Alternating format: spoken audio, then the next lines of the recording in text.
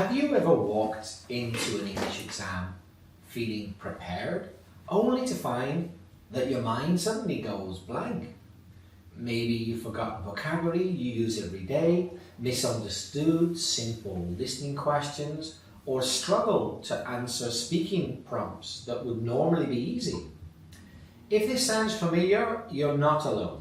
In today's podcast, we'll explore why exam anxiety affects even highly capable English learners, and what you can do before and during the exam to stay calm and perform at your best.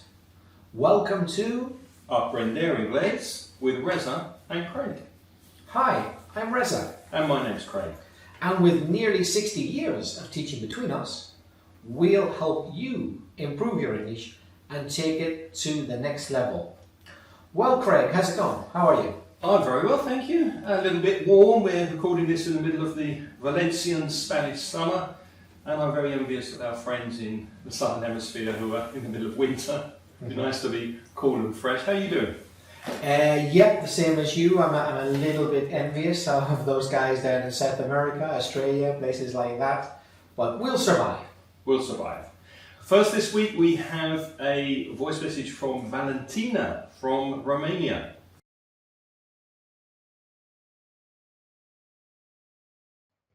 Hello, Reza and Craig. I'm Valentina from Romania. I was listening to your podcast about the sense of taste, and I have noticed that you mentioned that taste of and taste like mean the same thing. Since I was I've been learning English as a second language, I knew that taste of something means that you feel the flavor of a particular ingredient, whereas taste like something means that even though the product doesn't have that ingredient, it tastes as if the ingredient was there. For instance, if I'm thinking about a cake and I say, it tastes of chocolate, it means that it has chocolate inside and I can feel the flavor. Whereas it tastes like chocolate, it doesn't have chocolate inside, but it has something that is similar to chocolate, if you get my point. I was curious to have your perspective from the point of view of a native speaker. Thank you. Well, thank you very much for your message, Valentina. And I have to say, I think you're absolutely right. Yeah. Isn't she? Yes, I think you said, Valentina, I can't remember, but that we said they were more or less the same thing. You're right, they're not quite the same thing. They're very, very similar, and they could be interchangeable in some situations, but Valentina, I think you hit the nail on the head. Your subtle distinction is quite right. Yeah, so if it tastes of something, as you said, it's the real flavour from the thing. And if it tastes like something, it's kind of saying it's similar to the thing. It resembles the thing. You can also say he looks like someone, or this feels like something, or it smells like something, which means similar to. So you're absolutely right. Having said that, just because you say, for example, this soup tastes of garlic, there's garlic in it, that's no surprise, but there might not be garlic in it. It doesn't mean as an absolute given fact there's garlic in it. So when you say, oh, this tastes of garlic, you're pretty sure there's garlic in there and you've identified the garlic. You think. But it is possible that the other person says, actually there isn't garlic in it. So it's not, just because you say it tastes of garlic doesn't mean it's a fact that there's garlic in there, but you suppose there is and you can taste it. But there might not be. You have to make that distinction, right? And if you say it tastes like garlic, you're saying it reminds me of the taste of garlic. Maybe it has garlic, maybe not. That's what it tastes like, garlic. By the way, Valentina, lovely pronunciation. I loved your message. Very fluent, beautiful English. Well done. Yeah. Taste like's a bit easier, can I just say, because when you know that something doesn't have a certain ingredient, then you definitely say taste like. For example, so many people say strange meats, they always say it tastes like chicken. They give you a bit of crocodile, a bit of snake, or whatever. People always say, tastes like chicken. They know it's not chicken, right? So in that case, you couldn't say of. of would definitely be wrong there because you know it isn't chicken. So in that case, you have to say like. Tastes like chicken, although I know as a fact it isn't. So there is a distinction, but sometimes there's a bit of overlap between the two, I would say. Yeah, it's very subtle, isn't it? Well, the main focus this week, how to deal with stress, how to beat anxiety in English exams. This sometimes is quite a problem for people who have exam nerves. And we've received an email from Laura from Seville, who recently had quite a bad experience, unfortunately, while she was taking a C2 exam, quite high level.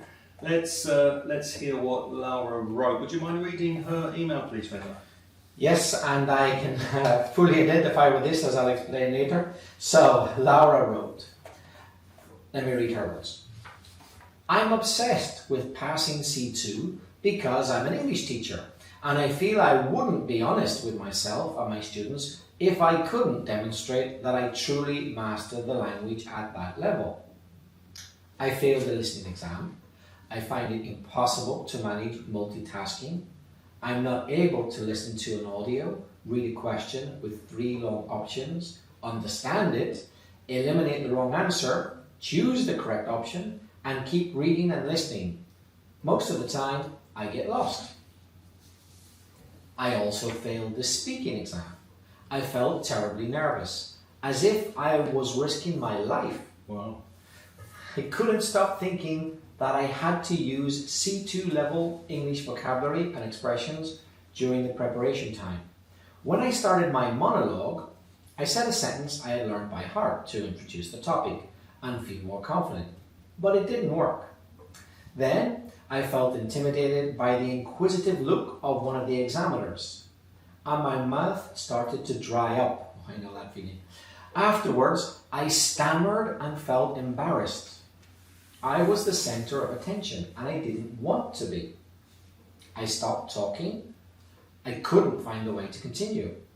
I was suffering from stage fright. My classmates told me it only lasted 5 seconds, but it felt like an hour to me. I did restart, though I cannot remember anything I said. One thing I'd like to highlight is that the other 2 candidates who were sitting the oral exam with me were much younger than me and came from different professional fields. However, they performed their monologues beautifully. I'd like to add that I trained myself for the exam and I used a timer and prepared many oral topics extensively. I think I won't be able to get the C2 certificate unless my brain is wired into a bilingual one. But is this possible? What am I doing wrong? It's hard, so hard, but it is what it is. Communication goes beyond language per se. It is an aptitude. Yes, well, first of all, thank you very much, Laura, for sending us your email. And I do sympathise with that experience. But I think we can help. Yes, boy, do I identify with you, Laura, because I'm not sure if I've said this before, I may be repeating myself from a previous episode. I have recently just failed an exam, a few weeks ago. I did a C2 exam in Valencian, don't worry, not in English. I can speak English quite well, I think. But I did a C. It's debatable. It's true. Debatable. So I did a C2 in Valencian, the local language here in Valencia, and I failed it. And like you, I did very badly in the listening. I got less than 50%. I normally don't do well, but normally I get at least like 55, sometimes 62, 3%. But this was like 47%. In the exam, it was in the exam that I had to get my worst result ever. I always did better in the practice test. I can't explain why. But you know, that's life. So I really do know how you feel, Laura. It's tough. The speaking was a nightmare, but somehow I scraped through it. So you passed the speaking? I did, bizarrely. Congratulations. And that was the bit I was most dreading. To dread something is to think about something that's going to happen in a negative way.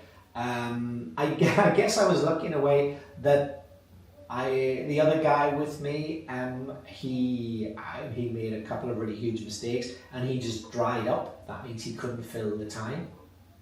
And I guess him doing that, poor guy, made me look a bit better. They didn't perhaps notice that I was as bad as I was, because at least I did fill in the time. But this guy had to speak for 3 minutes or something like that, and after a minute and a half he just stopped and said, "That's it." And I thought, "Oh crumbs, he's not going to do very well." Yeah. So maybe that took away the attention from me being so bad, you know what I mean? So just so the listeners know, because we've spoken about you studying Valencian before, did you on the whole pass the exam, or did the listening make it that you did not pass the exam as a whole? I didn't pass the exam as well, because the way it works here, I have a feeling Laura did something similar, maybe an Escuela Oficial de Idiomas exam, I don't know. Yeah, it was, yeah. Yeah, so the way it works in the Valencian area is you have to get a minimum of 5 out of 10 in each part, and in the listening I think I got 4.7, so you failed. Doesn't matter what. Well, you nearly got there. You nearly got there. But I wouldn't have passed anyway.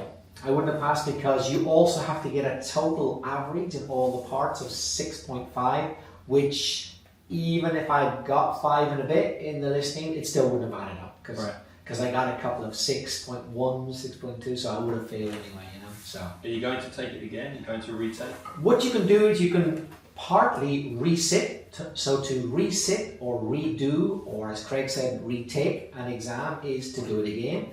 And with the Escuela Oficial de Idiomas here in Spain, you can take the parts that you failed again. Mm-hmm. So, in fact, you have to if you want to pass. If you don't, you can't possibly pass. And even bits that you did pass by getting more than 5, if you got less than 6.5, they let you repeat them to see if you can get a higher mark. So I'm going to do that with a couple of the other parts and see if I can push up my average. So Laura, I really do know how you feel. It's tough. Well, Laura sent me another email shortly after that, because I replied personally to that, and she is retaking the speaking and the listening in September, so maybe we can help her today to have a better result. And any other listener who is about to take an exam, they're very common, aren't they, English exams, so maybe we can help you to get over that anxiety. Anxiety is normal. Anxiety is normal. It's not a sign or an indication that you're weak, that you haven't prepared properly, that you're maybe incapable. It's just that we're perceiving a threat. We're thinking that something is threatening us.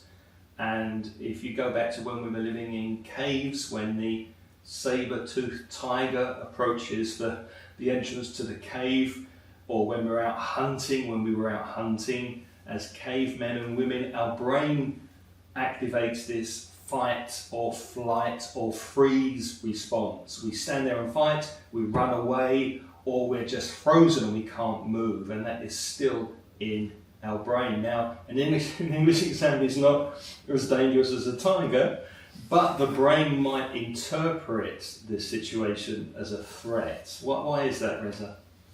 Yes, because it's a situation that you're not happy with, you're not comfortable with, you'd rather not be there. And so these innate, very deep, primordial, you might say, like kind of beyond, deeper than education or learning, like you're born with it, these instincts, they're just there and they kick in because you have a fear of failure. We like to succeed, and you're frightened that, oh, if I don't do this well, I failed and I've spent a long time preparing, and that's terrible. So this is when all these really basic reactions of the fight, the flight, or the freeze kick in. Some people freeze. Kick in. Don't worry, no physical damages at all. No one's kicking you. No one's kicking you. To kick in, the phrasal verb means they automatically start. So you don't want it to happen. Obviously, you don't want to freeze in the middle of an English exam. You don't want that to happen, but it happens. It kicks in because that's your really instinctive, primordial nature. Like, oh, well, if I can't do anything, I'll just freeze and do nothing. That's better than doing it badly. But of course, that's not true. But that's what your basic instinct tells you. But let me just point out that it should be obvious, but put it like this. What's better in an exam? Speaking absolutely terrible, awful, really bad English, or no English? The answer is the first. Speaking really, really bad, awful English, that's some points. Speaking no English is 0 points. So you don't want to freeze. And it all comes back to fear, doesn't it? We fear failing, so we fear failure. We don't want to be embarrassed. We fear embarrassment. We don't want to disappoint ourselves or other people. Maybe there are expectations that you have and other people have of you. We don't want to disappoint ourselves. And future consequences is another thing we fear. And in Laura's case, maybe teaching her students and not feeling that she's at the level to teach them, not feeling that she's mastered the language is another worry or fear that could happen.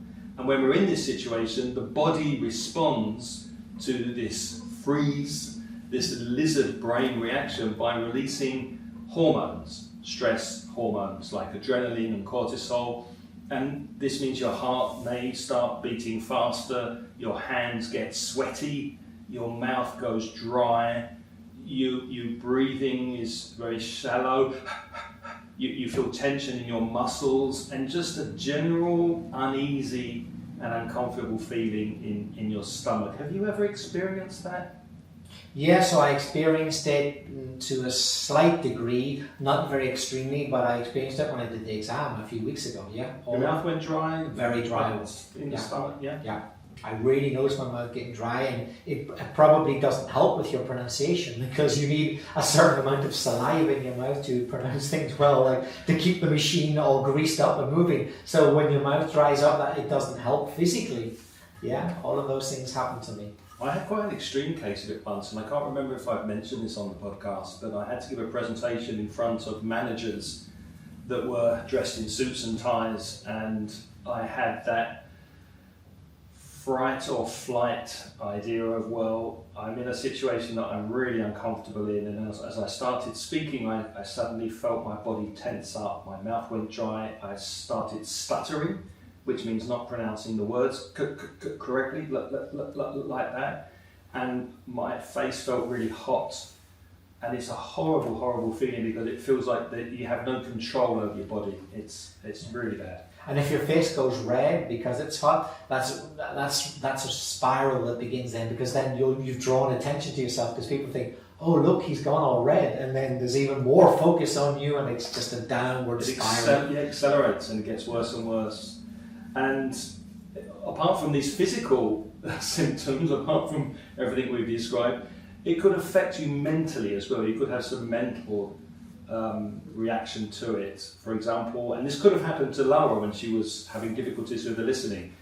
You can't concentrate clearly, you have difficulty concentrating, maybe you forget very familiar vocabulary that normally you would know. Your mind starts racing, going very, very fast, and you start talking negatively to yourself inside your head, oh, I can't do this, I'm not good enough, etc. And you can't process information in a calm way. You can't listen to the information and answer the questions calmly. And also your self-confidence is affected. You have a collapse. Your self-confidence just goes down quite quickly. But it's not always bad, is it, Reza? No.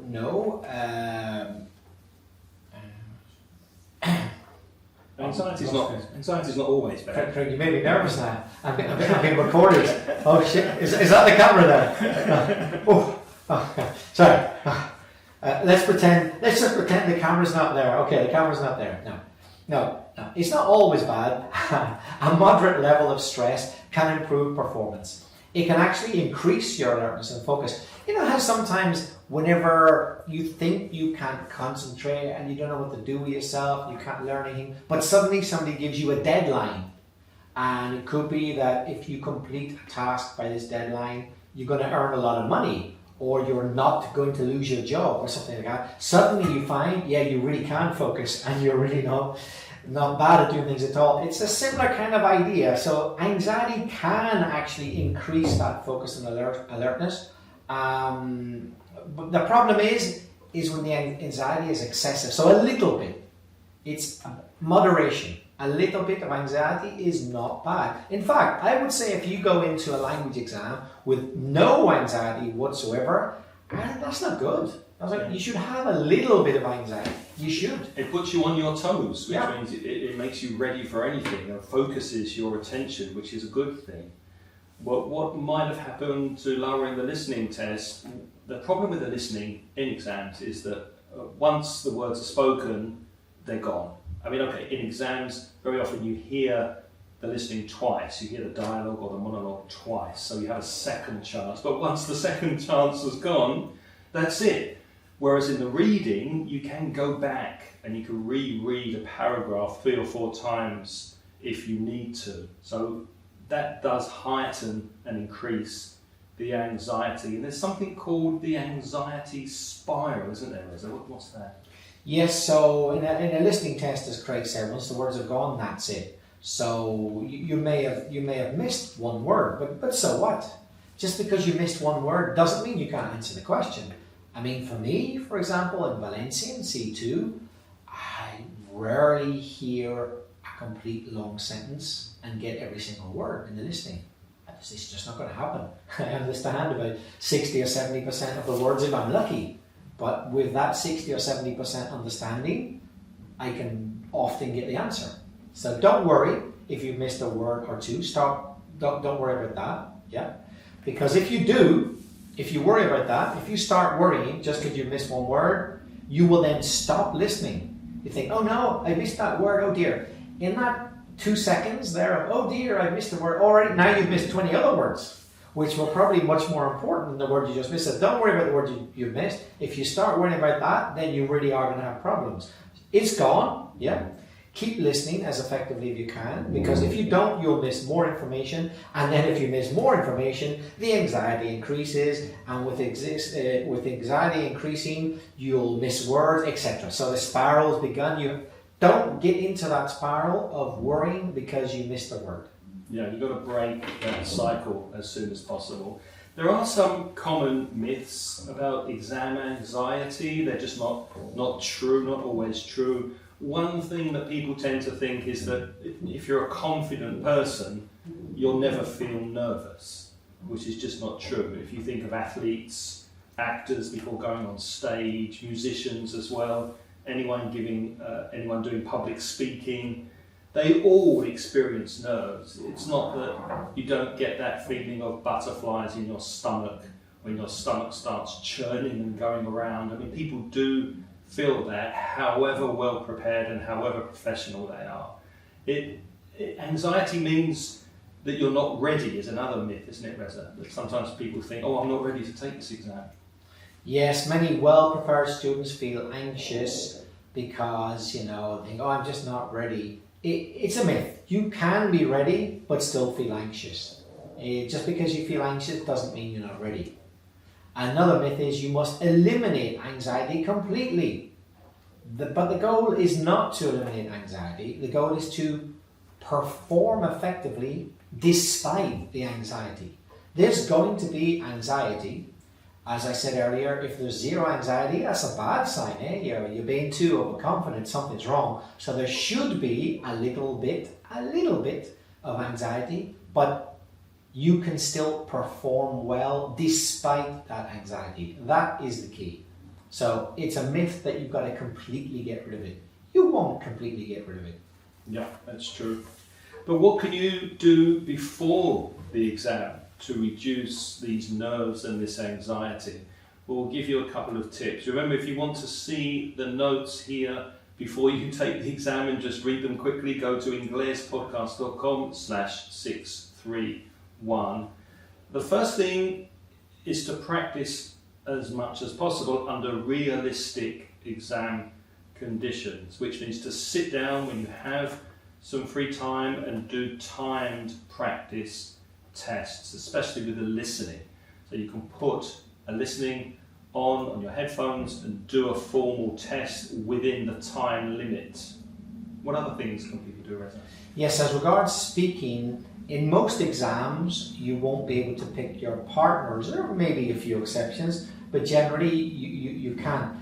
I know there are 1 or 2 exams such as IELTS and a few others where you speak alone, but the vast majority of speaking tests involve speaking with a partner. You won't get to choose, so practice with unfamiliar partners. For example, if you're in a class, don't always practice with the same classmate. Practice with everybody in the class if possible, and outside the class too, because who knows who's going to speak to you with what type of voice and what type of attitude and personality, and you've no idea. So the more practice of a greater variety you have, the better. Also, as much as possible, try to simulate the exam conditions. So if you need to do a 2-minute monologue, for example, then set your watch, set your timer to 2 minutes, and record yourself on your mobile phone, and try to do it under exam conditions so that you're within that time limit. Also, if you'd like to work with me, during the summer I'm not doing group classes, but I am continuing to have private classes. If you have an exam coming up soon and you'd like me to be the examiner and really have exam conditions, because I'll be an examiner on Zoom with you and take you through the test, then you can get in touch by sending me an email. It's craig@inglespodcast.com. So just remember, the more familiar the situation is, the less threatening it feels. So try to get as comfortable as possible. I know it's not completely natural, but try to get as comfortable and familiar as possible with the exam conditions. Just to add one more specific idea to simulating exam conditions, to me it seems really obvious, but sometimes students overlook it. In regard to writing, actually. So obviously write as much as you can in exam conditions, timed, etc., the type of questions they'll ask. But what about this? Really, really obvious to me, but perhaps not to you.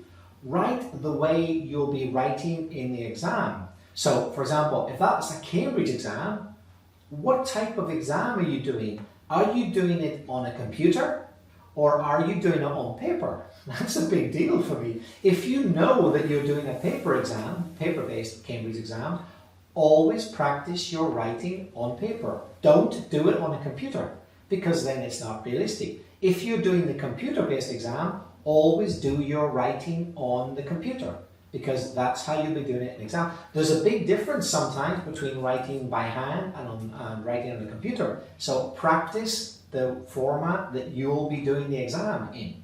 That's a good point. Let's speak about mistakes for a couple of minutes. Mistakes, some people don't want to make any mistakes. That's not going to happen. Even native speakers make mistakes when they're speaking English. And going for this perfectionism, trying to be a perfect speaker from every aspect of grammar, collocation, vocabulary, that creates anxiety. So just go easy on yourself. Be soft on yourself. Don't be so strict, because nobody answers every question perfectly. And the examiner is not expecting a perfect performance. The examiners, and Reza and I, well, you still are an examiner, and I've examined for many, many years, and we expect mistakes, don't we? We know we're going to hear mistakes, so don't worry about making them. It's more important to be an effective communicator, and that's much more important than perfection in the language. Yeah, in fact, if you try to learn big chunks of speaking, which will fit into most exams, generally most examiners, they just won't let you do it. So even though you've learned your little paragraph talking about, for example, your hometown and its history, for when they ask you, tell us about the place where you live, they won't let you do it. After a sentence, they'll cut you off. So if they say, tell us about your hometown, you say, I come from Valencia. Valencia is an ancient city which was founded by the Romans. They'll say, thank you very much. And they won't let you go on. You think, oh, but I've got another 10 sentences about Valencia, which I do know perfectly by heart. They won't let you do it. Yeah. They won't let you do it. Because they want it to be spontaneous, because they expect mistakes. They're not going to let you do your word perfect memorized thing. They won't give you the chance to do it. Another thing to bear in mind or remember, focus on process, not on outcome. What does that mean? Well, instead of thinking, I must get a high C2 score, that's the outcome. Don't focus on that. Think, well, I'll focus on each question one at a time as I go through the exam. So step by step, little by little, go through the exam, the process of taking the exam, and don't worry, don't think of the final result. And what about strategies during the exam? Well, when it comes to speaking, this may seem obvious, but people forget, and that includes me a few weeks ago when I was doing my own exam, how important breathing is. Yeah, don't forget to breathe. It really is, but you do. You think, oh, I've got to say this, blah, blah, blah, and you find yourself going, suddenly realising you've got no breath left. You can't speak because you can't breathe. So, breathe in for about, say, 4 seconds. Yeah. Hold it. Then breathe out for 6 seconds. Do that for a while before your speaking exam. Just get into that rhythm of breathing in deeply, but also breathing out, getting rid of all the air. And that rhythm, not only is it good for your lungs and your body and your blood flow and everything, but it also relaxes you. It just slows everything down and helps reduce that anxiety.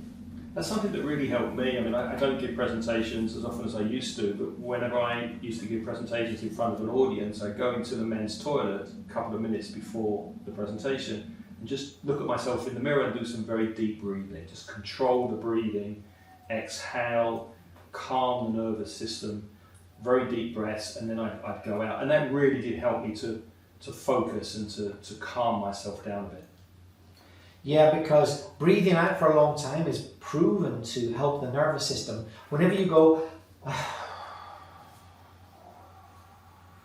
that really, it's a physical thing. It helps you to relax. It really does. And when you're sitting down in the chair and you're opposite the examiner, just ground yourself. What does that mean? Well, notice what's happening at that second. Notice your feet touching the floor. Notice the chair that you're sitting in and how you're making contact with the chair. Focus on your breathing, breathe deeply, and bring your attention back to the present moment. Again, don't think about the outcome of the exam, just think about the present moment.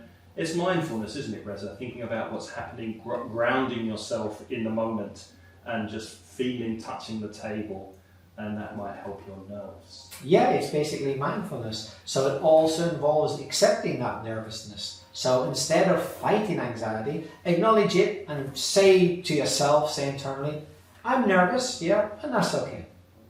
And just saying that it's okay, yeah, I'm a bit nervous, that in itself reduces the intensity. So it's not going to get rid of your nerves altogether, but you're recognizing that you've got those nerves. You're not fighting against them. You're saying, okay, yeah, I'm a bit nervous. It's not the end of the world. I should be slightly nervous for the exam. It's normal.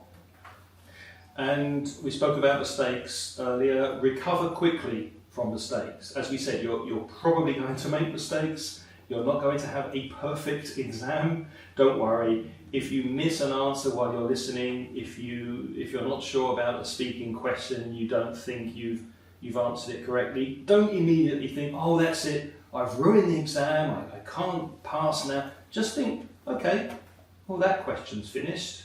That was shit, that didn't go very well. Oh well, focus on the next question. Immediately go to the next question and just ignore the fact that maybe you could have answered the last question well. So focus on the next one and go step by step through the exam. Yeah, because with virtually no exceptions, or I don't know of any exceptions, in listening exams, the order of the questions always follows the order of the audio.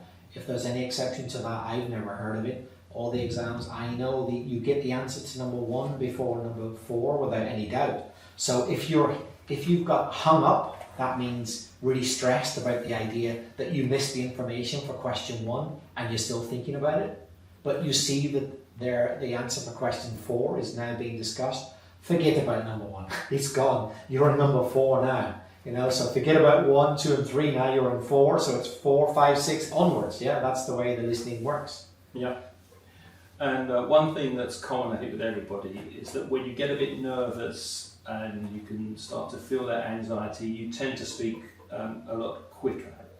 So many candidates, in our experience, they just speak too quickly when they're nervous. I know I do. When I give a presentation, I tend to speak a lot quicker, and I need to remind myself constantly to slow down, speak at a slower pace, And when you're doing that, that's going to improve your pronunciation, it's going to reduce any mistakes, it's going to give you thinking time. If you're speaking slower, you can think ahead a little bit in the future.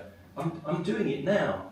Do you realise this, Reza? Do you do this? When you slow down, you can kind of think the words that you're going to choose as the sentence develops? Does that make sense? My range of vocabulary, expressions, structures, and linkers, everything's definitely works better for me and everybody when I speak more slowly. There's no doubt about it. You have more time to think.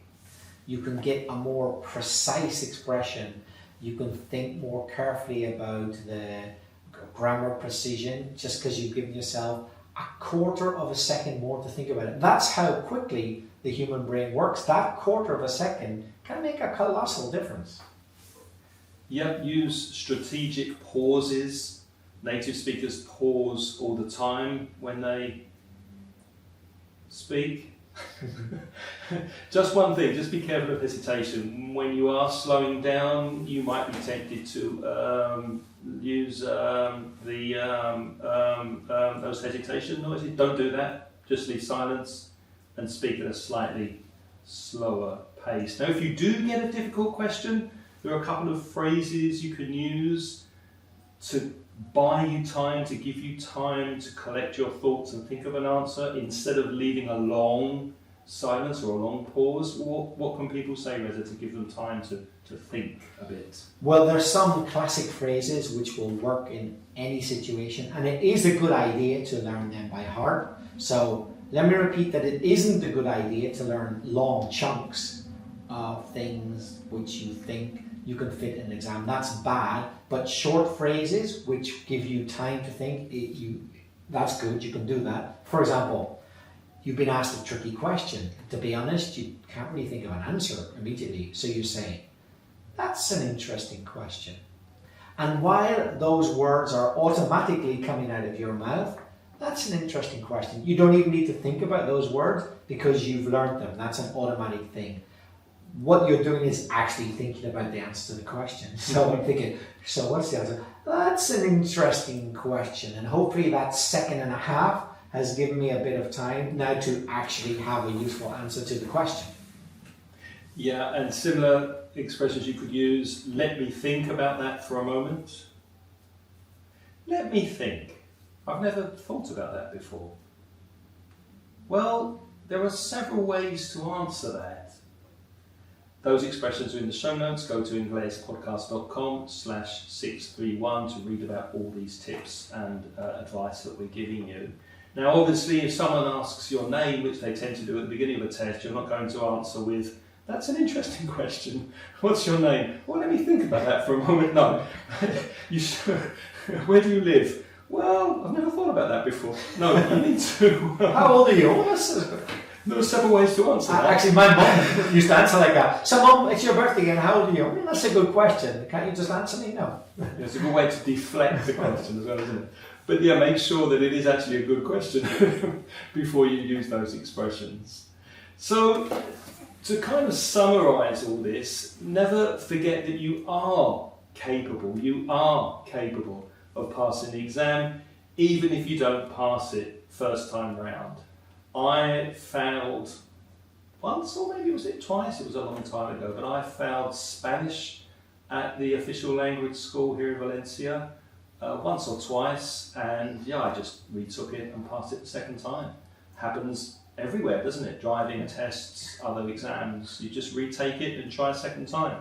Think about driving tests. The vast majority of people in Europe, if not the world, fail a driving test the first time. Not many people pass the driving test the first time. Did you pass yours the first time? Well, yes, actually I did. There's always an exception, but honestly, the vast majority of people I know, they fail it at least once, maybe even twice. Is not uncommon. So they could have passed, they were capable, but they didn't the first time, but they will the second or third time. I failed my C2 Valencian first time around, but I'm pretty confident in September I'll pass the resit. I don't know, I think I've got a good chance. The goal here, the goal when you're taking the exam is not to become fearless. Don't eliminate fear completely. The goal is to trust yourself, even when you feel nervous, and use those nerves to focus you to give the best performance you possibly can. I mean, many successful candidates, they go in to take exams with butterflies in their stomachs. They get that weird feeling of nerves, similar to when you are going to take a job interview, for example. The difference is that the successful candidates with this feeling, they've learned not to let those butterflies control their performance. They've learned to use it to their advantage and a focus mechanism, and not as something to be afraid of. So Laura, good luck in September. Let us know if you need any help, and I hope that this podcast has in some way, in some small way, helped to prepare you for the next time. So, now it's your turn to practice your English. Have you ever experienced something similar to Laura? What advice do you have? How did you overcome your nerves and find success? Why not send us a voice message? There's a link in the show notes. You can send your message to speakpipe.com/English podcast. Or, if you prefer to write, you could send an email with a comment or question to craig@englishpodcast.com or belfastreza@gmail.com. And if you're a Spanish speaker and you want to improve your English with free and paid resources, visit the Mansion Inglés website at mansioningles.com. And for paid products, you can browse the online store at store.mansioningles.net. If you'd like a full transcription of this podcast, by that we mean every single word we say from the audio written down, you might consider joining our Patreon program. And as a Patreon member, you'll receive the full transcription by email every week, so that you can read every word. And you'll get a monthly invitation to join Craig for an informal chat on Zoom to practice speaking a bit more. If you're interested, I'm sure you are very interesting. If you're interested, you can have a look at the link in the show notes. It's to patreon.com/English podcast. We are interested in you because you are interesting. And we want to say a huge thank you to all of those lovely people who are sponsoring us on Patreon and helping us to continue with this podcast. We don't have time, unfortunately, to thank you individually, but we will say hello and thank you to our most recent sponsor who has joined us this month. Thank you to Juan Gonzalez. Thank you, Juan. What's next week, Reza? Next week, we're going to talk about the words bring, take, and fetch. Common mistakes and everyday English expressions. Lots of vocabulary collocations and idioms next week with those words. Until then, thank you for listening this week. It's been an absolute pleasure. Until next time, it's goodbye from Reza. And it's bye-bye from Craig.